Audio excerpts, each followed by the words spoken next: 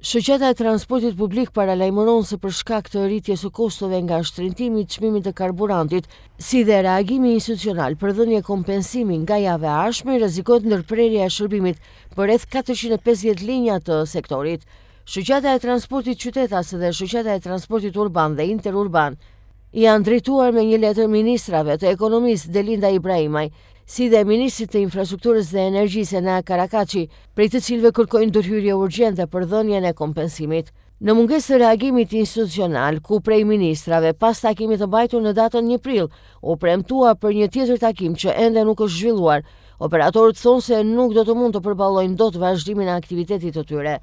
Kërkesa kryesore e operatorëve mbetet të dhënia e kompensimit, duke zbatuar skemën e ngjashme me atë të vitit 2022. Prej shoqatave të transportit në takimin e 1 prillit është propozuar mas kompensimi për naftën në vlerën e 100 lekëve për litër. Në total në vend për gjithë sektorin e transportit publik janë licencuar rreth 235 operator për 450 linja të rregullta.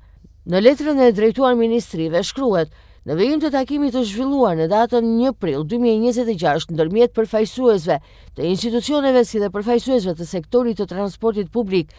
po ju drejtojmë sërish në emër të shoqatës kombëtare të transportit qytetas dhe shoqatës së transportit urban dhe interurban për të kërkuar informacion lidhur me ecurinë e shqyrtimit të kërkesave tona si dhe për të kërkuar ndërhyrje të menjëhershme emergjente në mbështetje të këtij sektori. Deri në këtë moment, pavarësisht problematikës së renditur dhe urgjencës së situatës, nuk është zhvilluar takimi vijues i premtuar për të mbajtur në datën 7 prill 2026. Nuk kemi marrë asnjë reagim zyrtar, informacion konkret apo qëndrim institucional mbi mënyrën se si do të trajtohen kërkesat e paraqitura prej nesh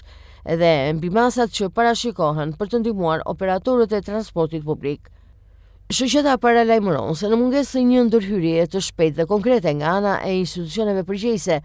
operatorët nuk do të kenë mundësi financiare për të përballuar vazhdimin normal të aktivitetit nga java e ardhshme. Përjedhojnë nëse institucionet nuk reagojnë, operatorët e transportit paralajmërojnë se nga java e ardhshme do të vihet seriozisht në rrezik vijimësia e shërbimit publik për qytetarët.